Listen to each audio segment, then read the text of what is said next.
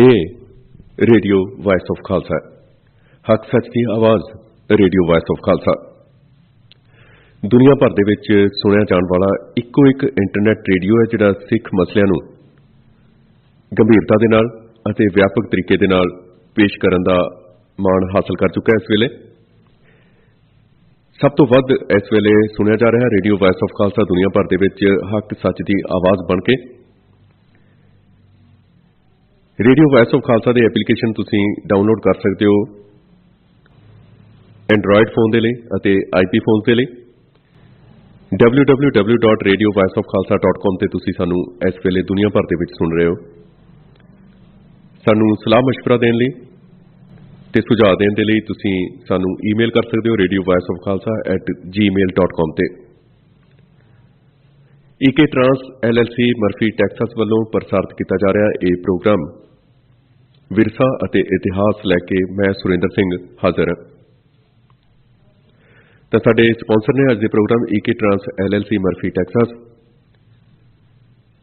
विरसा अते इतिहास प्रोग्राम का साडा इको एक मंतव टीचा उद्देश ये है कि असीं अपनी कौम के अज के बच्चों नूं अते साडे समकालियां नूं अपने विरसे बारे अते अपने खूनी इतिहास बारे जानकारी देइए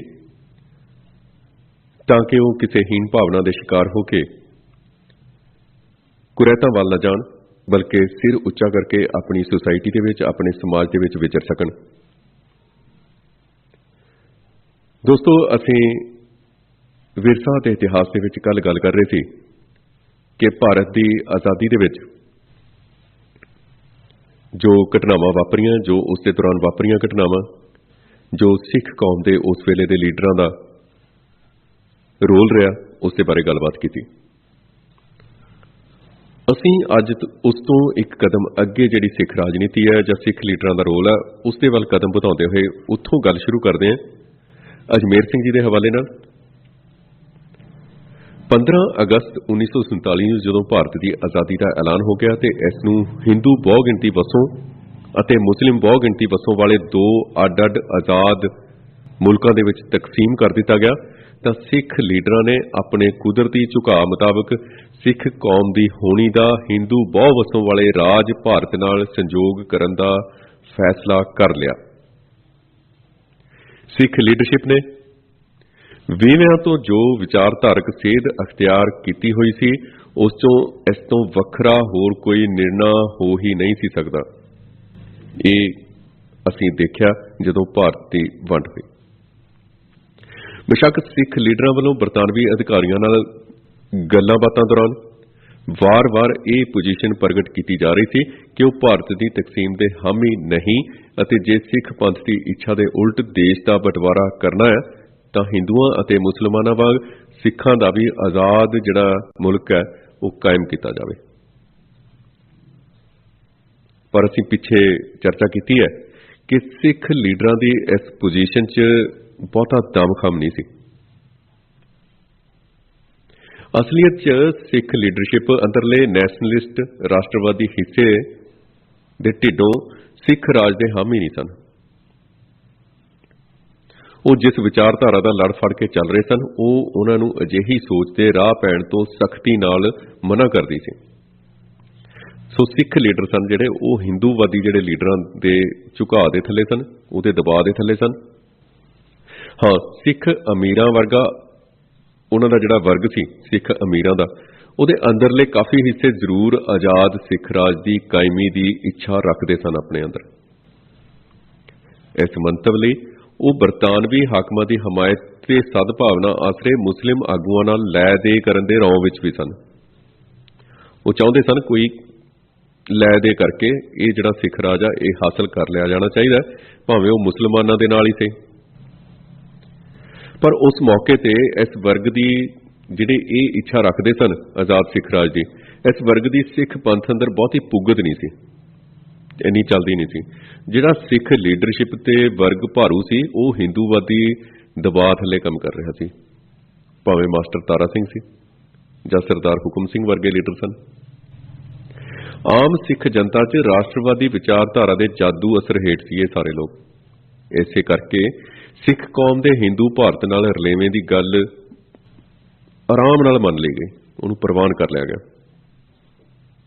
यह कहना कि राष्ट्रवादी सिख आगुआं ने यह निर्णय करन लग्या सिख कौम के हितों की कोई परवाह नहीं की, उन्हां दे नाल बेइंसाफी होगी। किवें बेइंसाफी होगी असीं उहदे ते हुण चर्चा करांगे। बेशक यह गल ठीक है कि राष्ट्रवादी सिख लीडरशिप अंदर कुछ अजिहे तत्व भी मौजूद सन जिन्हां नूं सिख पंथ के हितों नालों अपने निजी जिहड़े मुफाद सन वो ज़्यादा प्यारे सन। उन्हां वल्लों सिख पंथ के हिंदू वर्ग नाल गठजोड़ की जिहड़ी वकालत करन दी मुख वजह विचारधारा नहीं, उहदी जिहड़ी मुख असीं कह सकते हैं कि कारण सी उहदा, वो एक विचार नहीं सी, सगों निजी गरजां ते लालसावां सन, निजी फायदे सन उहदे पिछे। बलदेव सिंह नूं अजिहे तत्तां दा सरगना मन्निया गया, प्रधान मन्निया गया, जिन्हां नूं निजी लालसावां ज़्यादा प्यारियां सन पंथ दे हितां नालों। सरदार हरनाम सिंह एडवोकेट, डॉक्टर गोपाल सिंह ते सरदार निरंजन सिंह गिल वर्गे लोकां नूं भी इसे श्रेणी दे विच, इसे कैटागरी दे विच रखिया जा सकता है बलदेव सिंह वाली च। पर नैशनलिस्ट जिहड़े राष्ट्रवादी सिख लीडरशिप बारे थोक रूप च, वड्डे रूप च यह गल कहनी ठीक नहीं कि सारे ही इदां दे सन। उस वेले दे ज़्यादातर जिहड़े सिख लीडरां वल्लों लए गए गलत फैसलियां दी जिहड़ी मुख वजह सी उन्हां दी निजी हौम नहीं सी, सगों उन्हां दी सिद्धांतक ना समझी सी। उन्हां नूं पता ही नहीं सी, वो किसी सिद्धांत ते खड़े ही नहीं सन। उन्हां नूं गुरु साहिबान वल्लों जिहड़ा आजाद सिख फलसफे का मार्ग सी उस दे बारे जानकारी ही नहीं सी। कौमी सवाल बारे सिद्धांतक पक्ष तो कच्चे होने कारण उस सिख कौम के मसले नूं कौमी आज़ादी के पैंतड़े तो मुख रख के होने दे समर्थ नहीं सन। उन्हां दी सोच की उड़ान बड़ी सीमित सी। वो हिंदू आगुआं दे मनोरथां ते उन्हां दीयां चालां नूं समझ सकण दी जिहड़ी दिमागी काबलियत है उस तो सखने सन बिल्कुल। अपने ऐसे अनाड़ीपुणे करके उन्होंने आजाद भारत अंदर सिख कौम नाल किसी वधीकी जां बेइंसाफी की आस नहीं सी। जे कांग्रेसी आगुआं वल्लों अड अड मौकों ते सिख कौम नाल कीते कौल करारां ते एक सरसरी जी नज़र मारी जाए तो सिख लीडरशिप के इस भरोसे का जिहड़ा रहस्य है वो समझ आ जाता है। दसंबर 1929 च कांग्रेस पार्टी के लाहौर सैशन च यह मता प्रवान किया गया कि कांग्रेस पार्टी सिखां, मुसलमानां ते होरनां घट गिणतियां नूं यह भरोसा दवाउंदी है।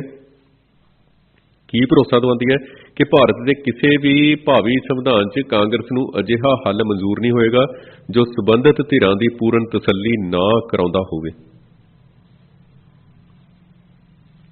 16 मार्च 1931 नूं महात्मा गांधी वालों सीसगंज दिल्ली ते एक विशेष दीवान च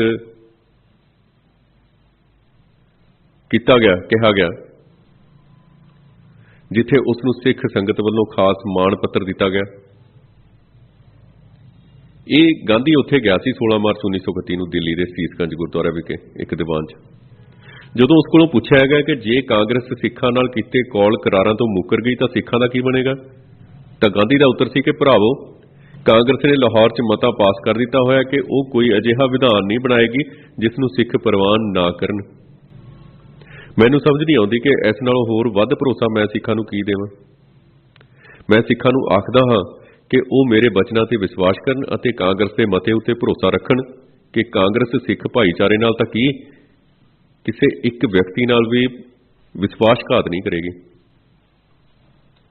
जे उसने अजिहा किया तो वह अपनी मौत आप ही मर जाएगी।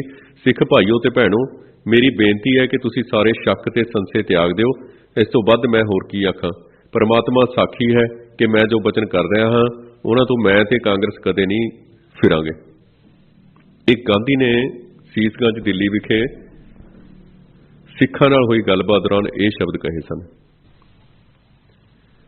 जवाहर लाल नेहरू की गल करते हैं। जवाहर लाल नेहरू ने 6 जुलाई 1946 को कलकत्ता च एक प्रैस कॉन्फ्रेंस च यह गल कही सी कि पंजाब के बहादुर सिख विशेष सलूक के हकदार हैं।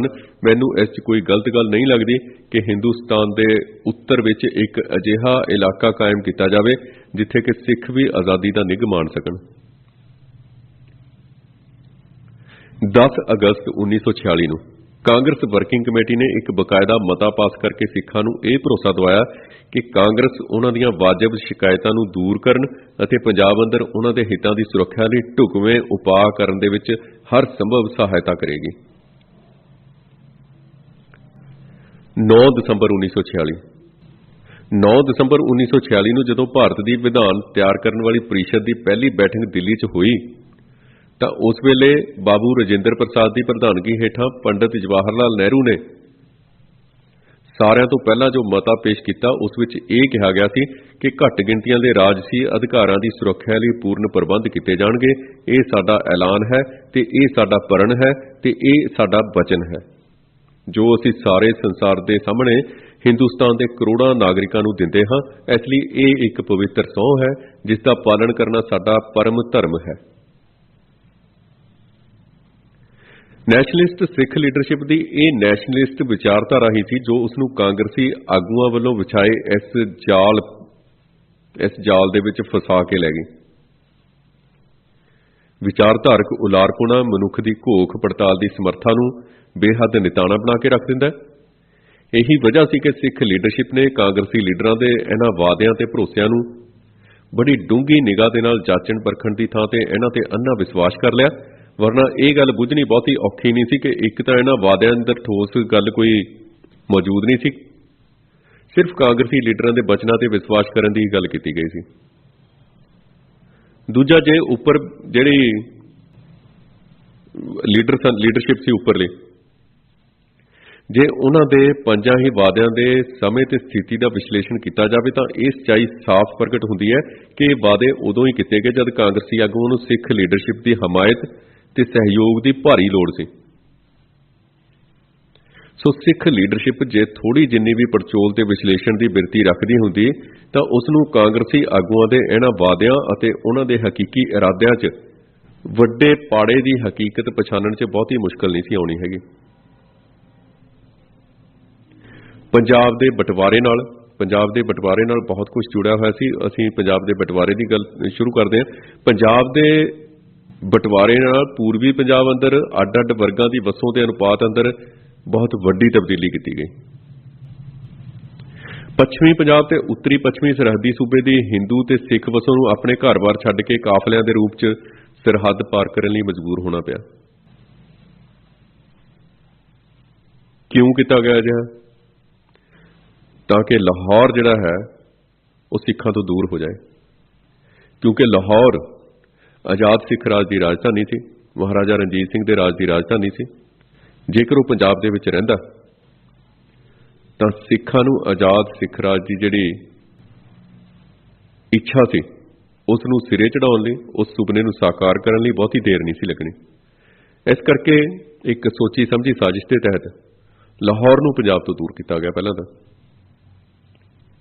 एक कलकत्ता सी जिहड़ी मुढ़ली वंड की जिहड़ी रूपरेखा तैयार की गई सी वो बंगलादेश च जा रहा सी, पूर्वी पाकिस्तान च जा रहा सी ते लाहौर जिहड़ा सी वो भारत दे विच आ रहा सी। पर नेहरू ने ते गांधी ने माउंटबेटन नाल गलबात करके कलकत्ते नूं भारत च ले आंदा ते लाहौर नूं पाकिस्तान च जाना प्रवान किया। इन्हां ने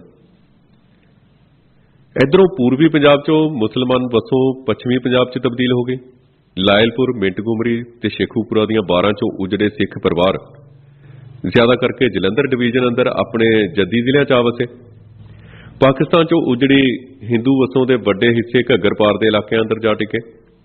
आबादी की इस तब्दीली ने हिंदू ते सिख दोवां भाईचारिਆਂ की पोजीशन नूं खास तौर पर प्रभावित किया। पूर्वी पंजाब की कुल 1,25,00,000 वसों विचों हिंदुओं की गिनती 62% तक पहुंच गई, जबकि सिखां की 35% के करीब रह गई। इवें हिंदू वर्ग नूं इतिहास अंदर पहली बार पंजाब अंदर बहु गिनती नसीब हुई। नाल ही इतिहास अंदर पहली बार सिख भाईचारे नूं एक बजवें इलाके रावी ते घग्गर दे विचकारले खिते अंदर अपनी बहु गिनती हासिल हुई। बेशक पंजाब के बंटवारे नाल सिख कौम नूं जानी ते माली दोवां ही पक्षां तो बेहिसाबा नुकसान झेलना पिया, पर इस तबाही ने उसकी राजसी होनी के जो नवे दर खोले उसका सही जिहड़ा अंदाजा वो डॉक्टर BR अंबेडकर वर्गा जिहड़ा दिमागी सूझबूझ वाला बंदा सी उन्हें बुझिया।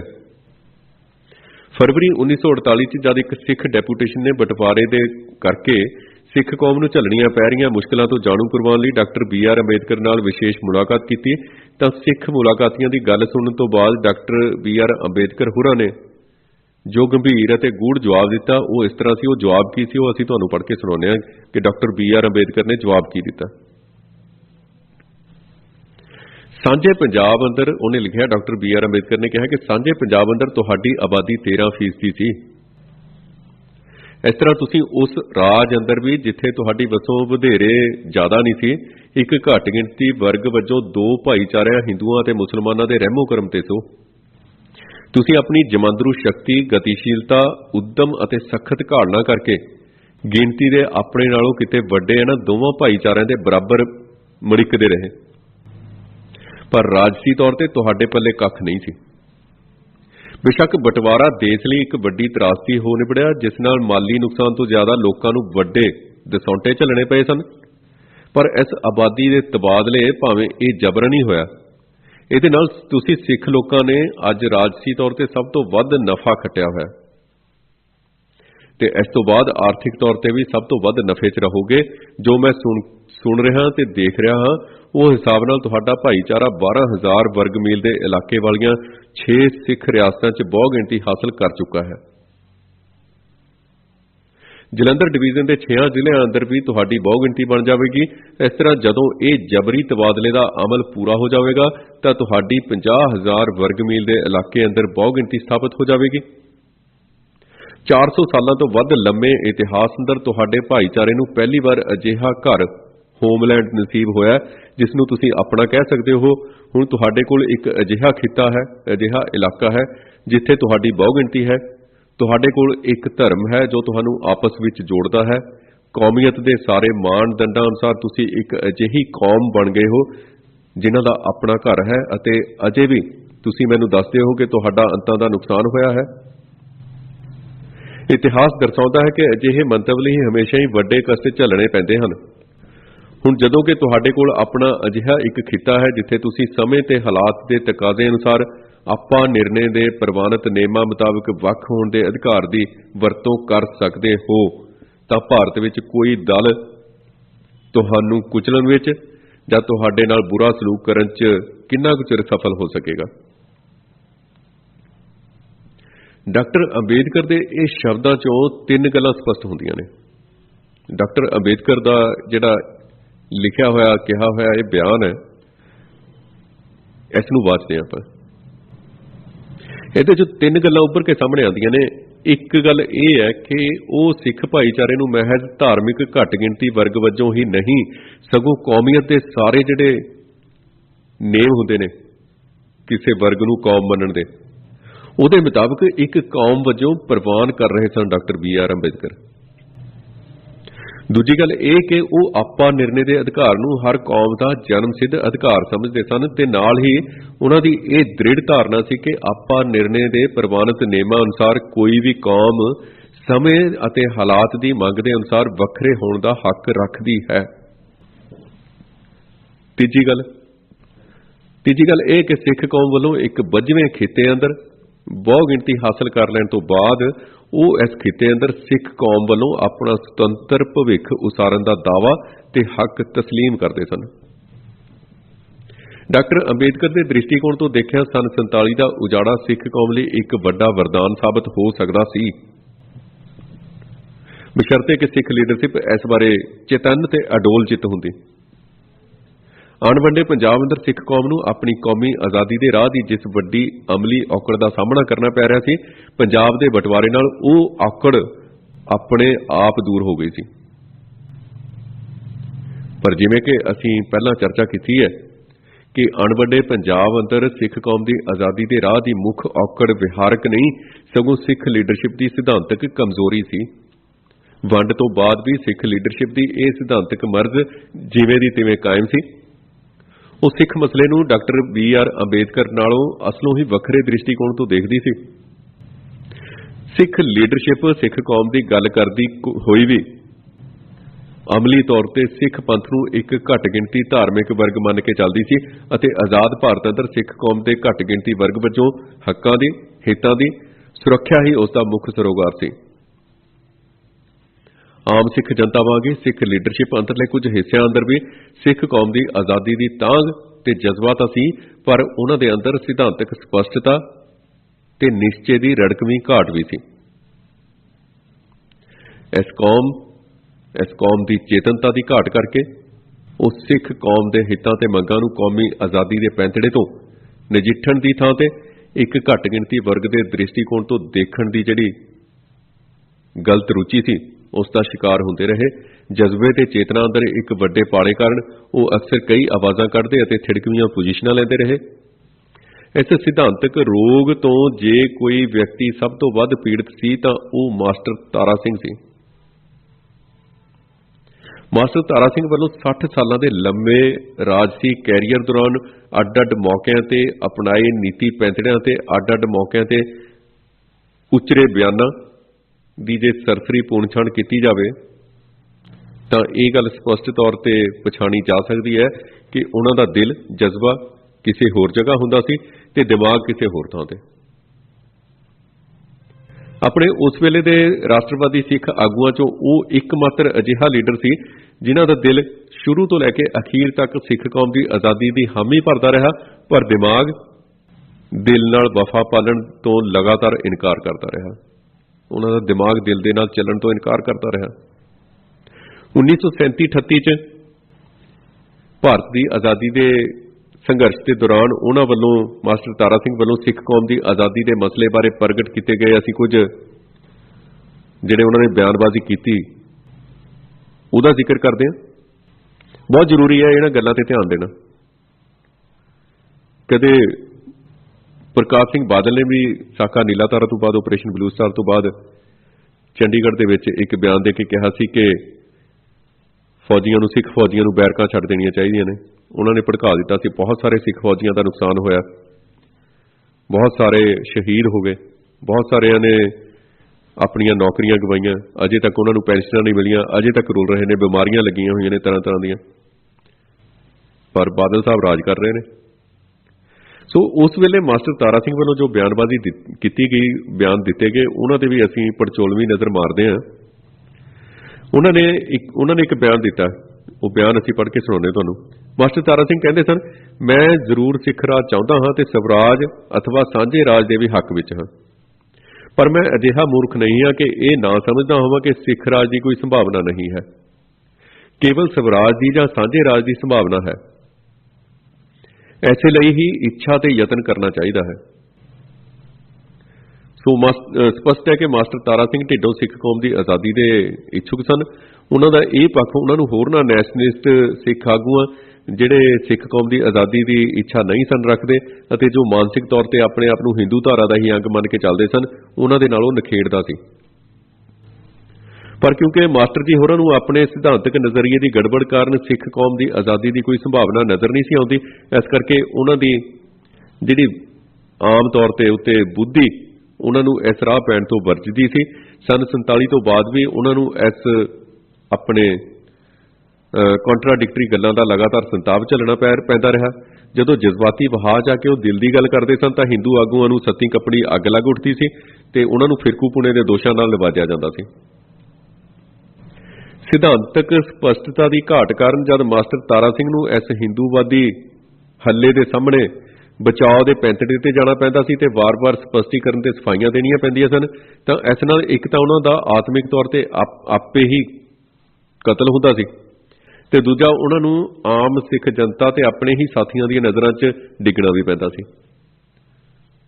ਵਾਰ-ਵਾਰ ਝੱਲਣੀ ਪੈਂਦੀ ਰਹੀ ਇਸ ਜ਼ਲਾਲਤ ਨੇ ਮਾਸਟਰ ਤਾਰਾ ਸਿੰਘ ਦੀ ਸ਼ਖਸੀਅਤ ਅੰਦਰ ਗੰਭੀਰ ਮਨੋਵਿਗਿਆਨਕ ਉਲਝਣਾਂ ਪੈਦਾ ਕਰ ਦਿੱਤੀਆਂ, ਜਿਸ ਕਰਕੇ ਉਹਨਾਂ ਨੂੰ ਜਿੰਨੀ ਗੈਰਾਂ ਦੀ ਪੜਚੋਲ ਝੱਲਣੀ ਪਈ ਉਨੀ ਹੀ ਆਪਣੇ ਵੱਲੋਂ ਵੀ ਤਾਨੇ ਮਿਹਣੇ ਤੇ ਨੁਕਤਾਚੀਨੀ ਸਹਿਣੀ ਪਈ। 1946-47 'ਚ जद कुछ सिख हतैशी अंग्रेज अफसरां जिन्हां 'ਚ पैडल मून ते मेजर शार्ट का नाम शामिल है, उन्हां ਵੱਲੋਂ ਪੰਜਾਬ ਦੇ बंटवारे ਨੂੰ रोकण ਲਈ सिख मुसलमान समझौते ਦੇ ਯਤਨ ਕੀਤੇ ਜਾ ਰਹੇ ਸਨ ਤਾਂ ਇੱਕ ਸਿੱਖ ਲੀਡਰ ਨੇ ਪੈਡਲ ਮੂਨ ਕੋਲ ਇਹ ਵਿਸ਼ਵਾਸ ਪ੍ਰਗਟ ਕੀਤਾ ਕਿ ਪੰਜਾਬ ਦੀ ਵੰਡ ਤੋਂ ਬਾਅਦ ਕਾਂਗਰਸ ਪਾਰਟੀ ਪੂਰਬੀ ਪੰਜਾਬ ਦੀਆਂ ਹੱਦਾਂ ਅੰਦਰ ਵੱਡੀ ਰੱਦੋ-ਬਦਲ ਕਰਕੇ ਪੰਜਾਬ ਨੂੰ ਸਿੱਖਾਂ ਦਾ ਸੱਭਿਆਚਾਰਕ ਘਰ ਬਣਾਉਣ 'ਚ ਉਹਨਾਂ ਦੀ ਸਹਾਇਤਾ ਕਰੇਗੀ। ਤਾਂ ਸਿੱਖ ਲੀਡਰਾਂ ਦੇ ਇਸ ਵਿਸ਼ਵਾਸ ਦਾ ਆਧਾਰ ਕਾਂਗਰਸ ਪਾਰਟੀ ਦੀ ਭਾਸ਼ਾ ਦੇ ਆਧਾਰ ਤੇ ਰਾਜਾਂ ਦੀ ਮੁੜ ਹੱਦਬੰਦੀ ਦੀ ਐਲਾਨੀਆ ਪਾਲਿਸੀ ਸੀ, ਜਿਸ ਨੂੰ ਉਸਨੇ 1920 ਦੇ ਨਾਗਪੁਰ ਸੈਸ਼ਨ 'ਚ ਮੰਨਿਆ ਸੀ ਤੇ ਜਿਸ ਦੀ ਪਾਲਣਾ ਦਾ ਉਸਨੇ ਐਲਾਨੀਆ ਵਚਨ ਦਿੱਤਾ ਹੋਇਆ ਸੀ। ਇਸੇ ਉਮੀਦ ਦੇ ਕਰਕੇ ਗਿਆਨੀ ਕਰਤਾਰ ਸਿੰਘ ਨੇ ਦੇਸ਼ ਦੇ ਬਟਵਾਰੇ ਤੋਂ ਪਹਿਲਾਂ ਹੀ 30 ਜੁਲਾਈ 1947 ਨੂੰ ਪੰਜਾਬ ਦੇ ਗਵਰਨਰ ਇਵਾਨ ਜੈਕਿੰਸ ਨੇ ਉਸ ਵੇਲੇ ਦੇ ਪੰਜਾਬ ਦੇ ਗਵਰਨਰ ਇਵਾਨ ਜੈਕਿੰਸ ਨਾਲ ਇਹ ਰਾਜ਼ ਸਾਂਝਾ ਕੀਤਾ ਕਿ ਉਹ ਪੰਜਾਬ ਦੇ ਗੈਰ ਪੰਜਾਬੀ ਬੋਲਣ ਵਾਲੇ ਇਲਾਕਿਆਂ ਨੂੰ ਉੱਤਰ ਪ੍ਰਦੇਸ਼ ਜਾਂ ਕਿਸੇ ਹੋਰ ਨਵੇਂ ਰਾਜ ਨਾਲ ਜੋੜ ਦੇਣਗੇ ਅਤੇ ਬਾਕੀ ਬਚਦੇ ਪੂਰਬੀ ਪੰਜਾਬ ਨੂੰ ਵੱਡੀ ਸਿੱਖ ਗਿਣਤੀ ਵਾਲੀ ਵਸੋਂ ਵਾਲੇ ਰਾਜ ਵਿੱਚ ਤਬਦੀਲ ਕਰ ਦੇਣਗੇ।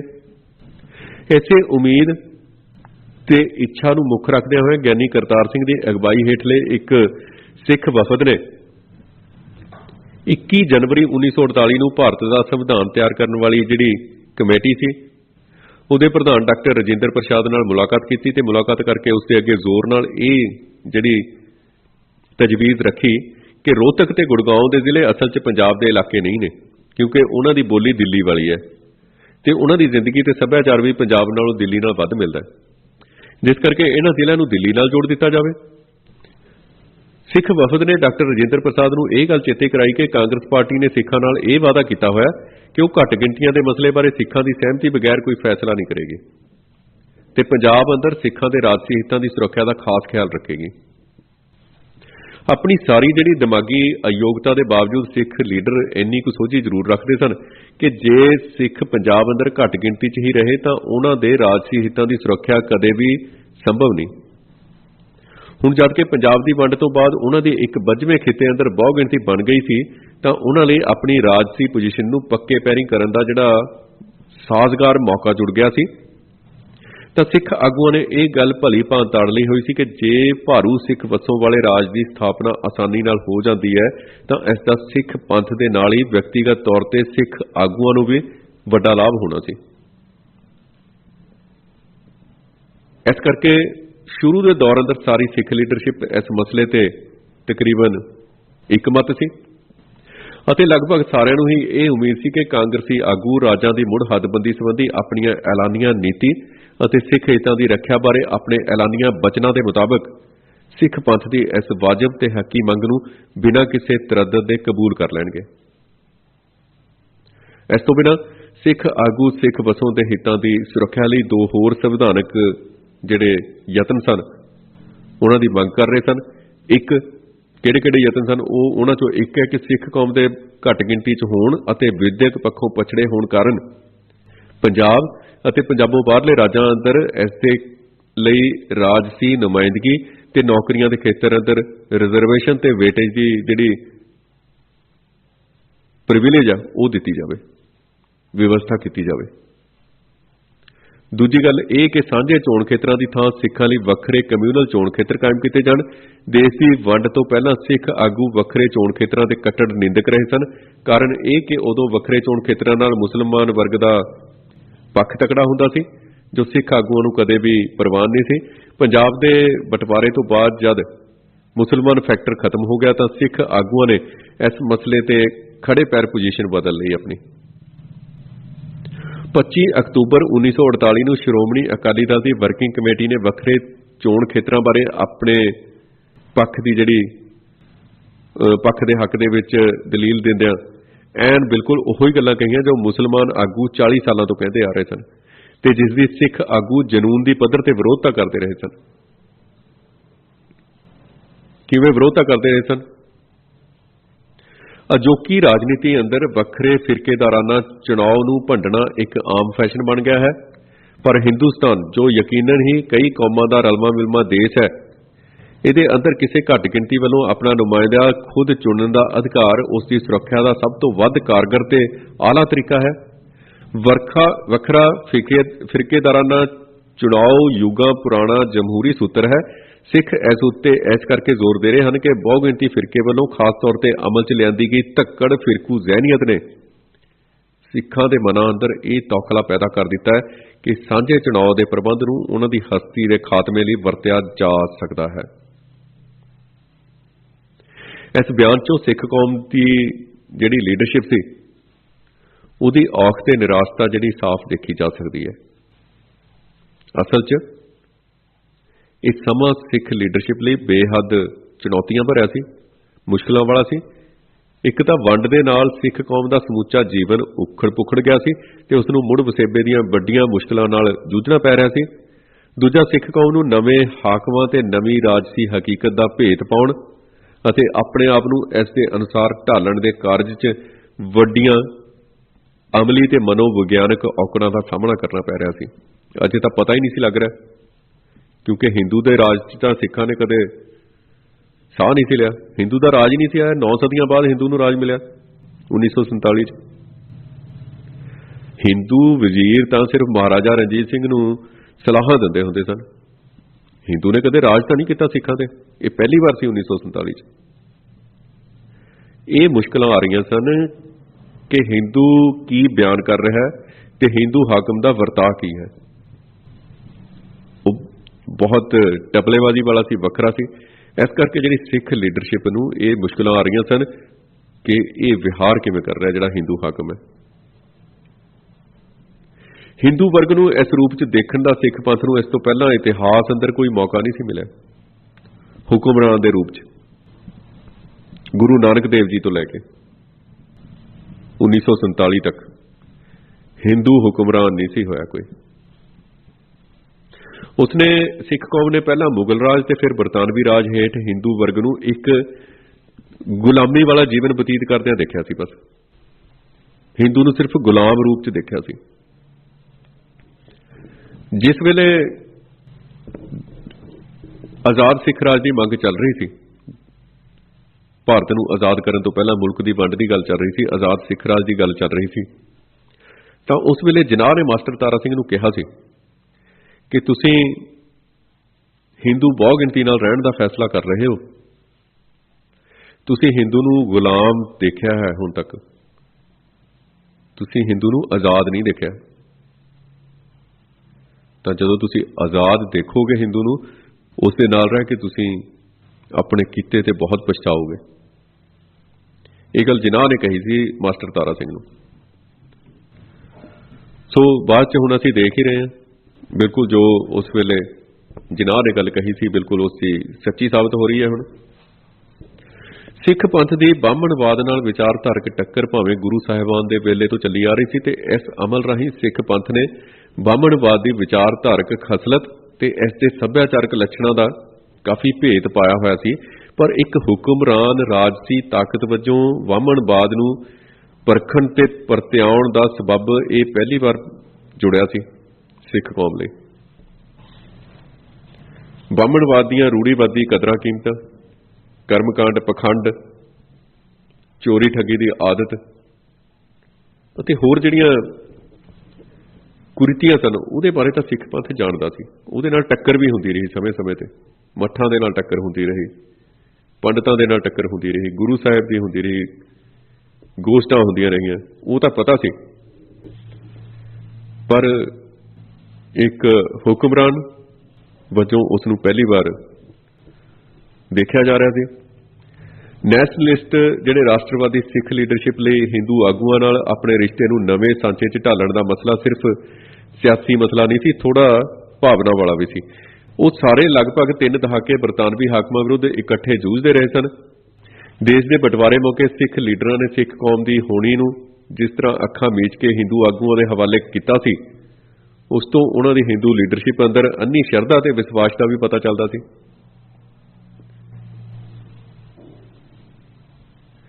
ਬਲਦੇਵ ਸਿੰਘ ਵੱਲੋਂ 26-27 ਨਵੰਬਰ 1938 ਨੂੰ ਰਾਵਲਪਿੰਡੀ ਵਿਖੇ ਅਕਾਲੀ ਦਲ ਦੀ ਕੁੱਲ ਹਿੰਦ ਕਾਨਫਰੰਸ ਮੌਕੇ ਆਪਣੇ ਪ੍ਰਧਾਨਗੀ ਭਾਸ਼ਣ 'ਚ कांग्रेस प्रति अपने शरधा भाव नूं इंज बयान किया गया। असीं दसदे हां किवें बयान किया उन्होंने। बलदेव सिंह ने, बलदेव सिंह कहंदा उस वेले, वाहिगुरू ते गुरु साहिबान तो बाद मेरी आस्था कांग्रेस विच है। बलदेव सिंह अपने भाषण की शुरुआत ही इदां करदा। वो कहंदा वाहिगुरू ते गुरु साहिबान तो बाद मेरी आस्था कांग्रेस विच है। अजिहा मैं किसी जाति वजह करके नहीं कर रहा, सगों इस करके कर रहा कि कांग्रेस ही कौमी गौरव ते स्वैमान वाली एकमात्र संस्था है। सो जिस लीडरशिप ते सिख लीडरां ने इस कदर अन्ना भरोसा किया होवे, उस वालों राज भाग उत्ते काबज होंदियां ही सिख कौम के हितां नूं बेरुखी नाल नज़र अंदाज कर देना सिख आगुआं दीयां नज़रां 'च विश्वासघात वाली गल सी। कांग्रेसी आगुआं दा अजिहा हर कर्म सिख हिरदियां ते डूंगी सੱਟ ला रहा सी। पंजाब दे बंटवारे सदका सिख कौम नूं झलनी पै रही अंतां दी खज्जल खुआरी दे नाल ही सिख आगुआं नूं कांग्रेसी हाकमां हत्थों विश्वासघात दे सदमे दी दोहरी सੱਟ पै रही सी। दोस्तों एक ब्रेक लेने इत्थे। तुसीं सुणदे रहो इसी तरह रेडियो वॉइस ऑफ खालसा, हक सच की आवाज़। इस प्रोग्राम नूं प्रसारित कर रहे हैं ईके ट्रांस LLC मर्फी टैक्सास। सुणदे रहो radio voice of Khalsa. You are listening Radio Voice of Khalsa. Waheguru ji का खालसा, वाहिगुरु जी की फतेह। रेडियो वॉइस ऑफ खालसा तुसीं सुन रहे हो रेडियो वॉइस ऑफ खालसा, तुहाडा अपना, तुहाडे अपने भाईचारे दा इको एक internet radio station radio voice of Khalsa. Sikh कौम दे मसलिਆਂ ते गल करन वाला दुनिया दा पहला ते विलखण internet radio radio voice of Khalsa. तुसीं सुन रहे हो रेडियो वॉइस ऑफ खालसा। सुनते रहो सिर्फ रेडियो वॉइस ऑफ खालसा।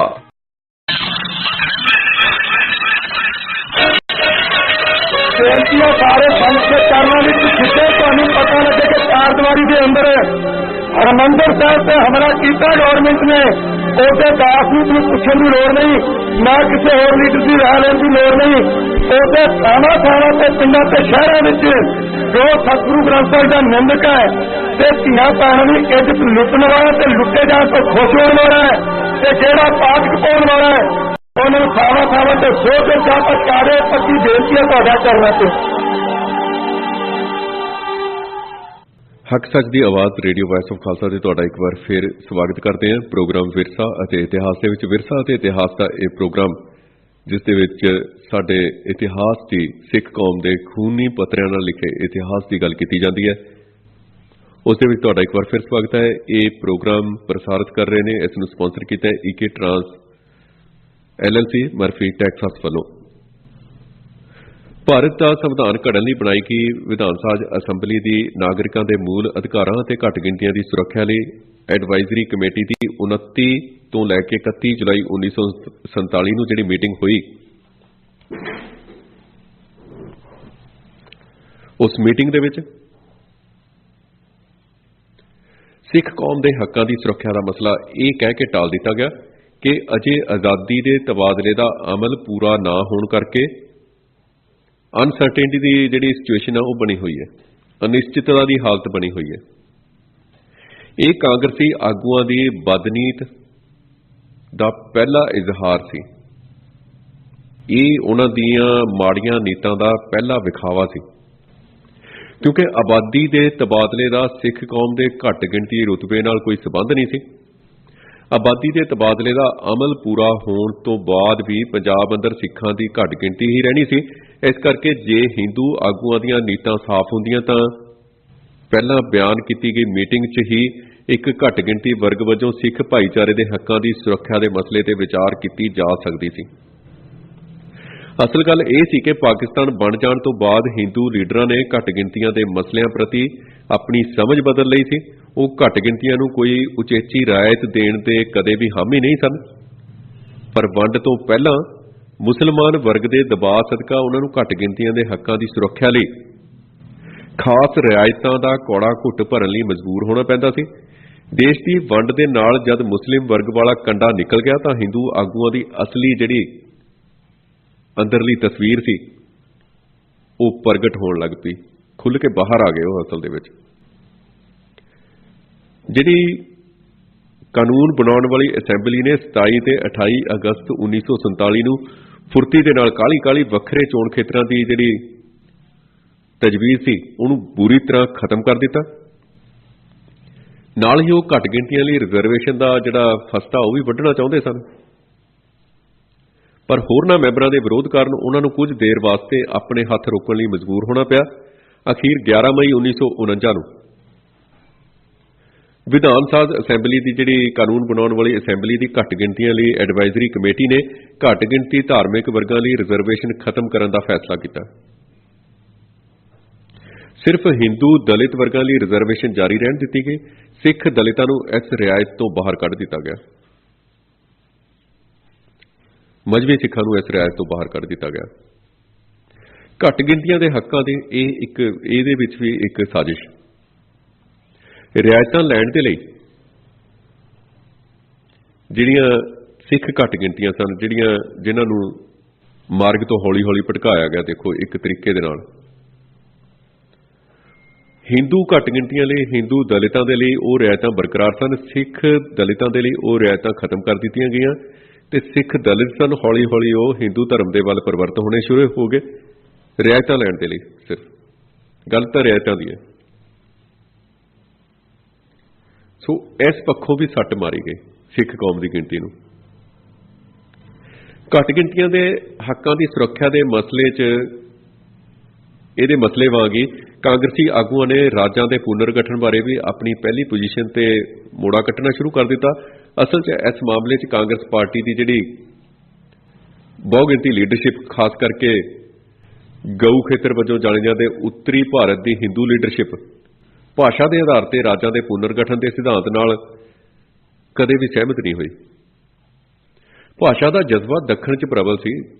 दक्षिणी भारत दे विच भाषा का बड़ा जज्बा है। उत्तरी भारत का हिंदू वर्ग हिंदी तो बिना भारत अंदर दीआं बाकी दीआं सारियां भाषावां नूं नफरत की अख नाल देखदा है। कांग्रेस के नागपुर सैशन जिहड़ा 1920 च होया सी, ਉਹਦੇ अंदर राज्यों की भाषा के आधार पर नवें सिरों हदबंदी करने संबंधी लिया गया फैसला दक्षिण दीआं कांग्रेस इकाइयां वल्लों 5 सालों तो पाए जा रहे दबाव का नतीजा सी। गऊ खेतर के कांग्रेसी आगुआं ने इस नूं अध मन्ने मन नाल प्रवान किया सी। वो भी अड अड कौमीयतां दे विकास के नुकता नज़र तो नहीं, सगों लोकां दे वध तो वध हिस्सिਆਂ तक पहुंच करन दे जिहड़े लिमिटेड उद्देश सन, मंतव सन, उन्हां नूं मुख रखदे होए। इस करके राज भाग ते काबज होने तो बाद उत्तरी भारत की कांग्रेसी लीडरशिप, जिसका सरगना पंडित जवाहर लाल नेहरू सी, उन्हें इस मसले ते टाल मटोल शुरू कर दी। पर दक्षिण के कांग्रेसी आगुआं, खास करके पटाभी सीतारमैया जिहड़ा 1948 च कांग्रेस का कुल हिंद प्रधान सी, ਉਹਦੇ दबाव पाउण ते कांग्रेसी हाकमां नूं ना चाहुंदियां होया भी दक्षिण विच भाषा के आधार पर 4 नवे राज्यां केरला, करनाटक, आंध्रा प्रदेश ते महाराष्ट्र बनाउण दी मंग कबूल करनी पई सी। पर कांग्रेसी हाकमां ने सिखां दी पंजाबी सूबे की मंग का राह बंद करन दे मनशे नाल अप्रैल 1949 च कांग्रेस वर्किंग कमेटी वालों यह फैसला कर मारिया कि उत्तर विच ना कोई नवा राज बनाया जाएगा ते ना ही राज्यां दीआं मौजूदा हदबंदियां अंदर किसी किस्म का फेर बदल किया जाएगा। इत्थों तक कि किसी तजवीज़ अंदर किन्ना भी वजन क्यों ना होवे, उसनूं किसी भी सूरत विच प्रवान नहीं किया जाएगा। बहाना यह घड़िया गया कि राज्यां दे पुनर्गठन नाल देश की एकता कमजोर हुंदी है ते इसकी सुरक्षा नूं खतरा खड़ा हुंदा है। हुण दक्षिण च 4 भाषा के आधार पर राज जिहड़े पुनर्गठित किए गए सन, उन्हां दे नाल देश नूं किन्ना कि खतरा पैदा होया भी। चलो, इस दौरान श्रोमणी अकाली दल ने पंजाबी सूबे की मंग चुकनी शुरू कर दी। मास्टर तारा सिंह ने 2 अगस्त 1948 को दिल्ली प्रैस कानफ्रेंस करके अकाली दल के वलों इसका रस्मी तौर पर ऐलान कर दिता सी। अकाली आगुआं के मूहों यह मंग निकलन की देर सी, पंजाब की आर्या समाजी प्रेस ने इसके विरुद्ध फिरकू तूफान खड़ा कर दिता। बेशक सारे प्रमुख अकाली आगू बार बार यह सफाइयां दे रहे सन कि वह पंजाबी बोली के आधार पर पंजाबी सूबे की मंग करते हैं, ना कि सिख सूबे की। पर हिंदू प्रेस उन्होंने गल सुनने को तैयार नहीं सी। इससे यकीन करना तो दूर की गल। आर्या समाजी प्रेस ने पंजाबी सूबे की मंग नूं सिख राज, सिखस्तान, सिख होमलैंड ते खालिस्तान की मंग बना के पेश करना शुरू कर दिता।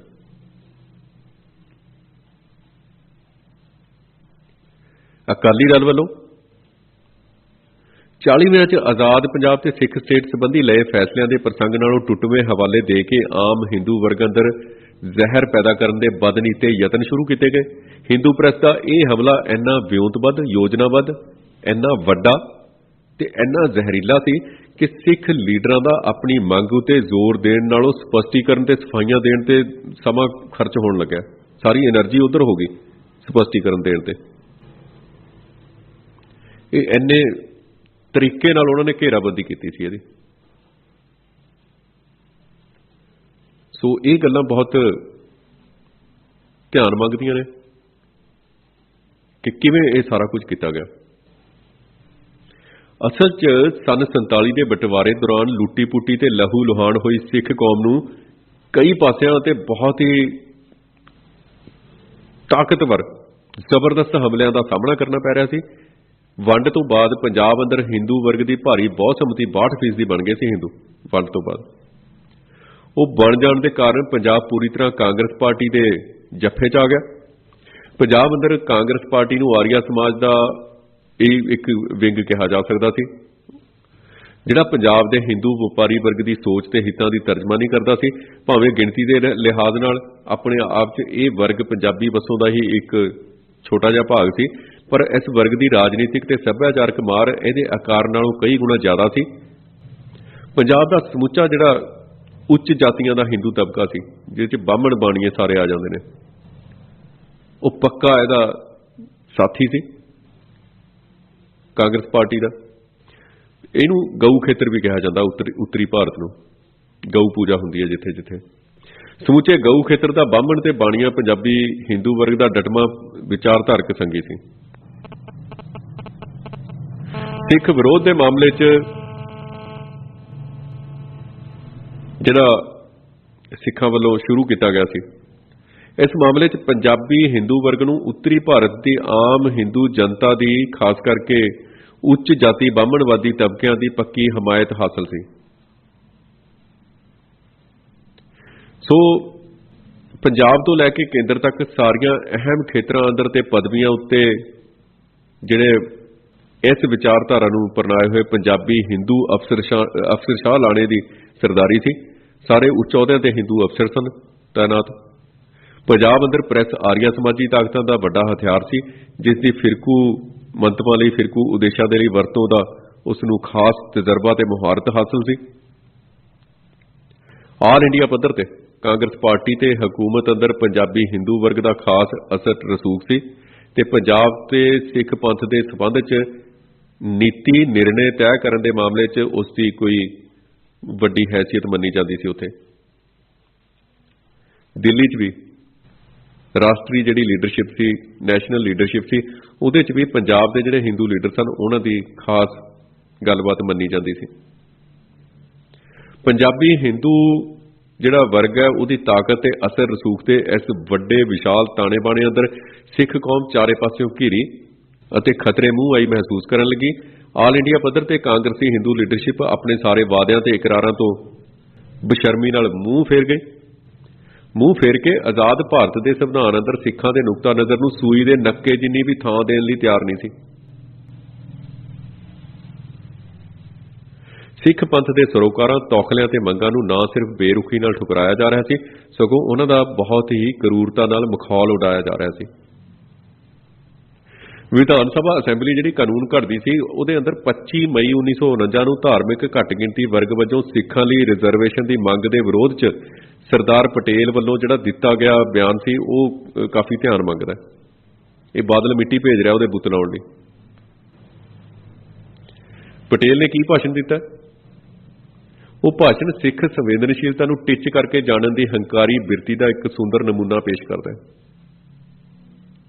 ਦੂਜੇ ਪਾਸੇ ਫਿਰਕੂ ਜਿਹੜਾ ਜ਼ਹਿਰਾਂ ਦੀ ਡੰਗੀ ਹੋਈ ਹਿੰਦੂ ਅਫਸਰਸ਼ਾਹੀ ਹਰ ਖੇਤਰ ਅੰਦਰ ਸਿੱਖਾਂ ਨੂੰ ਤੰਗ ਕਰਨ ਤੇ ਉਹਨਾਂ ਨੂੰ ਨੁਕਰੇ ਲਾਉਣ ਲਈ ਤੁਲੀ ਹੋਈ ਸੀ।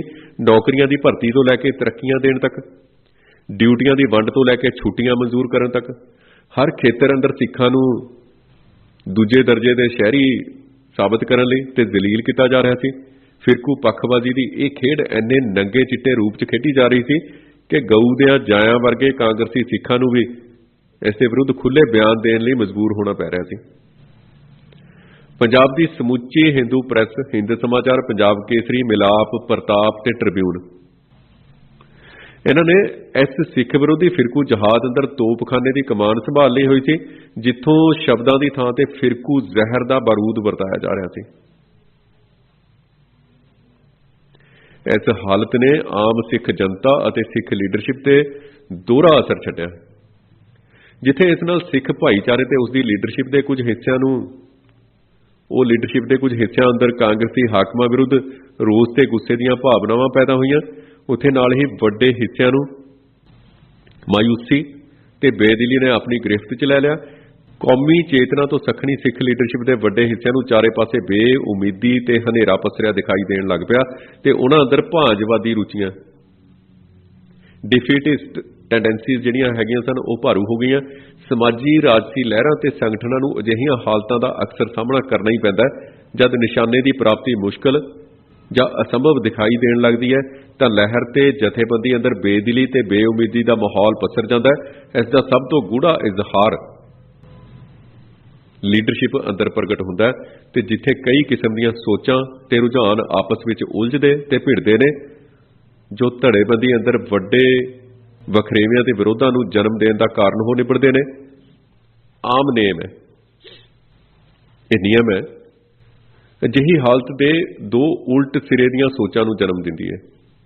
नवां ते नौजवान खून अजिही हालत के सामने गरमा गर्म नारियां अते तत्त भड़तियां कार्रवाइयां वल उलार हो जाता है। दूजे पासे बेदिली ते निराशा के हल्ले हेठ आए कुछ हिस्सों अंदर गोडे टेकू सोच ते रुचियां पैदा हो जांदियां ने, वो जोर फड़ लैंदियां ने ते वो जां तां सरगर्मी तो लांभे होके अपने निजी कैरीयर वल मूँह कर लैंदे ने ते जां दुश्मन धिर नाल लिफ के समझौता करन दी दिशा अख्तियार कर लैंदे ने।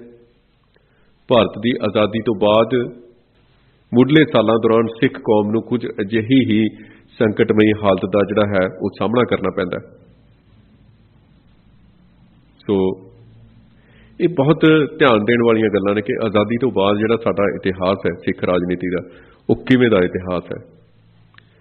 900 साल गुलामी भोगण तो बाद एक जिहड़ी गिरी हुई कौम है जिस दे विच शहादत का कोई संकल्प ही माने नहीं रखता।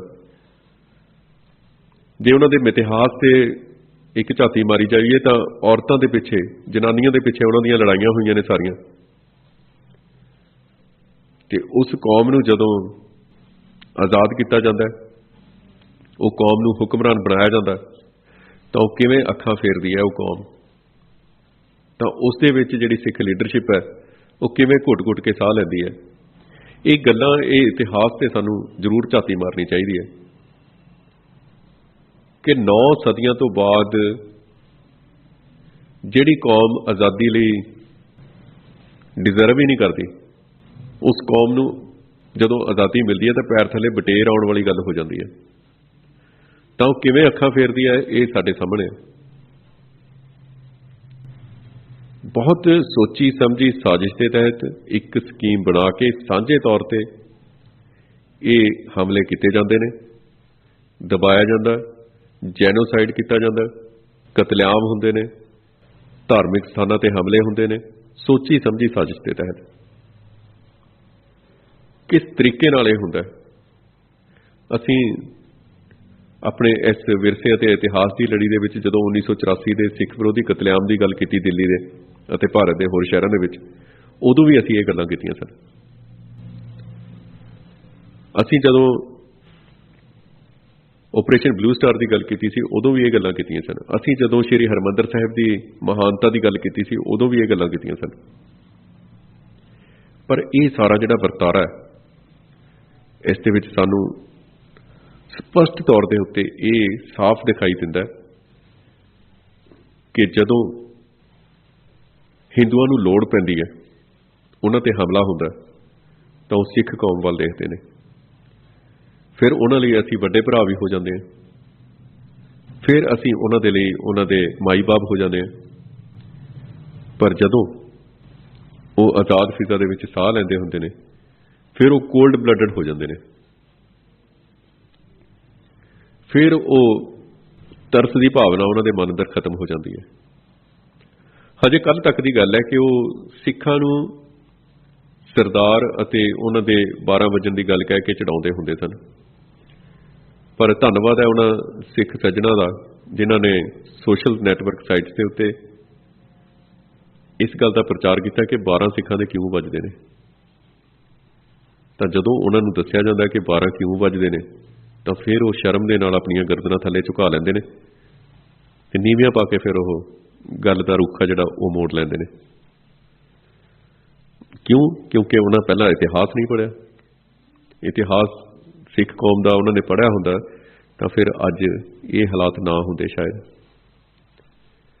ਇਸ ਕਰਕੇ ਬਹੁਤ ਜ਼ਰੂਰਤ ਹੈ ਸਾਨੂੰ ਸਾਡੇ ਇਤਿਹਾਸ ਨੂੰ ਸਾਡੀਆਂ ਅੱਖਾਂ ਦੇ ਅੱਗੋਂ ਜ਼ਰੂਰ ਲੰਘਾਉਣਾ ਚਾਹੀਦਾ ਤੇ ਇਤਿਹਾਸ ਦੀ ਪੇਸ਼ਕਾਰੀ ਕਿਵੇਂ ਕੀਤੀ ਜਾਣੀ ਚਾਹੀਦੀ ਹੈ ਇਸੇ ਬਾਰੇ ਅਸੀਂ ਜ਼ਰੂਰ ਤੁਹਾਡੇ ਨਾਲ 2 ਸ਼ਬਦ ਸਮਾਂ ਖਤਮ ਹੋਣ ਤੋਂ ਪਹਿਲਾਂ ਮੈਂ ਸਾਂਝੇ ਕਰਨ ਦੀ ਕੋਸ਼ਿਸ਼ ਕਰਾਂਗਾ। ਸਾਨੂੰ ਇਤਿਹਾਸ ਦੀ ਪੇਸ਼ਕਾਰੀ ਕਿਵੇਂ ਕਰਨੀ ਚਾਹੀਦੀ ਹੈ। ਇਤਿਹਾਸ ਸਾਡੇ ਸਾਹਮਣੇ 2 ਰੂਪਾਂ ਦੇ ਵਿੱਚ ਮੌਜੂਦ ਹੈ। ਇੱਕ ਸਿਰਫ ਸਿੱਖ ਇਤਿਹਾਸ ਦੇ ਨਾਮ ਤੇ ਜਿਹੜਾ ਸ਼ਰਧਾ ਦੇ ਵਸ ਲਿਖਿਆ ਗਿਆ, ਜਿਸ ਨੂੰ ਅਸੀਂ ਗੁਰਦੁਆਰਿਆਂ ਦੇ ਵਿੱਚ ਕਥਾ ਦੇ ਰੂਪ ਦੇ ਵਿੱਚ ਸ਼ਰਵਣ ਕਰਦੇ ਹਾਂ ਤੇ ਗੁਰਦੁਆਰਿਆਂ ਦੇ ਵਿੱਚ ਕਥਾ ਦੇ ਰੂਪ ਦੇ ਵਿੱਚ ਸੁਣਾਇਆ ਜਾਂਦਾ ਹੈ। ਦੂਜਾ ਇਤਿਹਾਸ ਉਹ ਹੈ ਜਿਹੜਾ ਸਾਡੇ ਜਿਹੜੇ ਪੱਛਮੀ ਵਿਦਵਾਨ ਨੇ ਜਾਂ ਸਾਡੇ ਜਿਹੜੇ ਆਪਣੇ ਇਤਿਹਾਸਕਾਰ ਨੇ ਉਹਨਾਂ ਦੇ ਵੱਲੋਂ ਪੇਸ਼ ਕੀਤਾ ਜਾਂਦਾ ਹੈ। ਇਹ ਦੋਵਾਂ ਰੂਪਾਂ ਦਾ ਇਤਿਹਾਸ ਦੇ ਵਿੱਚ ਇੱਕ ਦੇ ਵਿੱਚ ਸ਼ਰਧਾ ਜਿਹੜਾ ਸਿੱਖੀ ਭਾਵਨਾਵਾਂ ਦੇ ਨਾਲ ਗੁਰਦੁਆਰਿਆਂ ਦੇ ਵਿੱਚ ਪੇਸ਼ ਕੀਤਾ ਜਾਂਦਾ ਹੈ, ਇੱਕ ਦੇ ਵਿੱਚ ਸ਼ਰਧਾ ਨਹੀਂ ਹੈਗੀ ਪਰ ਉਹ ਫੈਕਟ ਤੇ ਤੱਥ ਮੌਜੂਦ ਨੇ ਜਿਹੜੇ ਸਿੱਖ ਇਤਿਹਾਸ ਦੇ ਖੂਨੀ ਪੱਤਰਿਆਂ ਦੀ ਗਵਾਹੀ ਭਰਦੇ ਨੇ ਅਤੇ ਜਿਹੜੇ ਸਿੱਖ ਕੁਰਬਾਨੀਆਂ ਦੀ ਗਵਾਹੀ ਦਿੰਦਾ ਉਹ ਇਤਿਹਾਸ ਹੈ। ਜਿਹੜਾ ਤਾਂ ਸਿੱਖ ਇਤਿਹਾਸ ਗੁਰਦੁਆਰਿਆਂ ਦੇ ਵਿੱਚ ਕਥਾ ਵਾਰਤਾ ਦੇ ਰੂਪ ਦੇ ਵਿੱਚ ਪੇਸ਼ ਕੀਤਾ ਜਾਂਦਾ ਹੈ ਉਸ ਦਾ ਅਸਰ ਸਿੱਖ ਵਸੋਂ ਦੇ ਉੱਤੇ ਸਿੱਖ ਵਿਅਕਤੀ ਦੇ ਉੱਤੇ ਬਹੁਤ ਜਲਦੀ ਹੁੰਦਾ ਹੈ ਤੇ ਇਸ ਦਾ ਅਸਰ ਦੂਜੀ ਜਿਹੜੀ ਕੌਮ ਦਾ ਬੰਦਾ ਕੋਈ ਉਹਦੇ ਉੱਤੇ ਨਹੀਂ ਹੁੰਦਾ ਹੈਗਾ ਬਿਲਕੁਲ ਵੀ। ਉਹ ਮੰਨਦੇ ਨਹੀਂ ਇਸ ਨੂੰ। ਤਾਂ ਦੂਜੀ ਕੌਮ ਦਾ ਜਿਹੜਾ ਬੰਦਾ ਹੈ ਉਸ ਦੇ ਉੱਤੇ ਉਹ ਇਤਿਹਾਸ ਅਸਰ ਕਰਦਾ ਹੈ ਜਿਹੜਾ ਮੈਕਾਲਫ ਵੱਲੋਂ ਲਿਖਿਆ ਗਿਆ ਜਾਂ ਹੋਰ ਪੱਛਮੀ ਵਿਦਵਾਨਾਂ ਵੱਲੋਂ ਲਿਖਿਆ ਗਿਆ ਜਾਂ ਡਾਕਟਰ ਗੰਡਾ ਸਿੰਘ ਹਿਸਟੋਰੀਅਨ ਨੇ ਜਿਹੜੇ ਜਾਂ ਸਾਡੇ ਮਾਨਯੋਗ ਅਜਮੇਰ ਸਿੰਘ ਹੋਰੀ ਨੇ ਜਾਂ ਪ੍ਰਿੰਸੀਪਲ ਸਤਵੀਰ ਸਿੰਘ ਹੋਰੀ ਨੇ ਪ੍ਰਿੰਸੀਪਲ ਤੇਜਾ ਸਿੰਘ ਹੋਰੀ ਨੇ ਇਹਨਾਂ ਨੇ ਜਿਹੜਾ ਸਿੱਖ ਇਤਿਹਾਸ ਲਿਖਿਆ ਖੁਸ਼ਵੰਤ ਸਿੰਘ ਨੇ ਲਿਖਿਆ ਉਹ ਦੂਜੀਆਂ ਕੌਮਾਂ ਤੇ ਉਹਨਾਂ ਦੇ ਲਿਖੇ ਇਤਿਹਾਸ ਦਾ ਅਸਰ ਪੈਂਦਾ ਕਿਉਂਕਿ ਉਸ ਦੇ ਵਿੱਚ ਸ਼ਰਧਾ ਨਹੀਂ ਫੈਕਟ ਤੇ ਫਿਗਰ ਉਹੀ ਨੇ ਸਾਰੀ ਗੱਲਬਾਤ।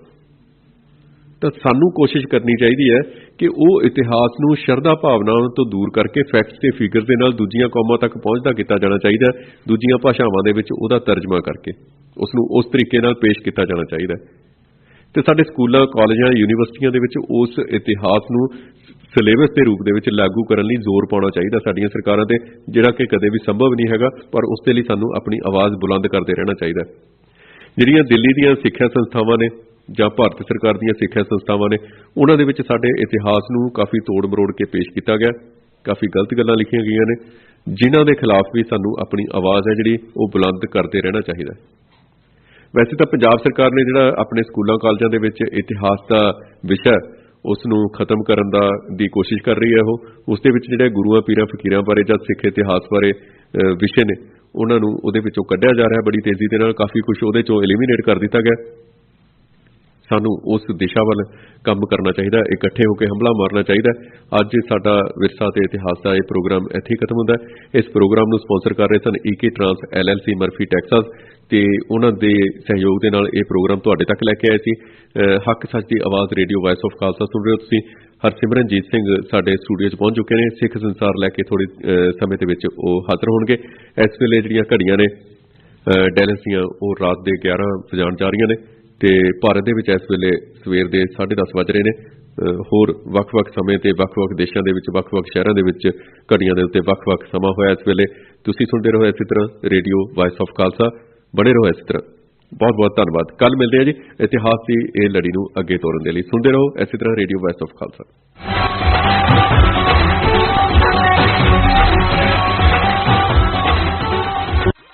ਕਥਾ ਕੀਰਤਨ ਅਤੇ ਗੁਰਮਤਿ ਸੰਗੀਤ ਬਾਰੇ ਸਿੱਖ ਕੌਮ ਦੇ ਧਰਮ ਪ੍ਰਚਾਰਕਾਂ ਦਾ ਕੀ ਹੈ ਨਜ਼ਰੀਆ ਸੁਣੋ ਸਿਰਫ ਰੇਡੀਓ ਵਾਇਸ ਆਫ ਖਾਲਸਾ ਤੇ। ਸਿੱਖ ਇਤਿਹਾਸ ਦੇ ਖੂਨੀ ਪੰਨਿਆਂ ਦੀ ਇਬਾਰਤ ਸਿੱਖ ਰਾਜ ਅਤੇ ਸਿੱਖ ਸਮਾਜ ਤੇ ਡੂੰਘਾ ਚਿੰਤਨ ਸਿਰਫ ਰੇਡੀਓ ਵਾਇਸ ਆਫ ਖਾਲਸਾ। ਤੁਸੀਂ ਸੁਣ ਰਹੇ ਹੋ ਰੇਡੀਓ ਵਾਇਸ ਆਫ ਖਾਲਸਾ, ਤੁਹਾਡਾ ਆਪਣਾ, ਤੁਹਾਡੇ ਆਪਣੇ ਭਾਈਚਾਰੇ ਦਾ ਇੱਕੋ ਇੱਕ ਇੰਟਰਨੈਟ ਰੇਡੀਓ ਸਟੇਸ਼ਨ।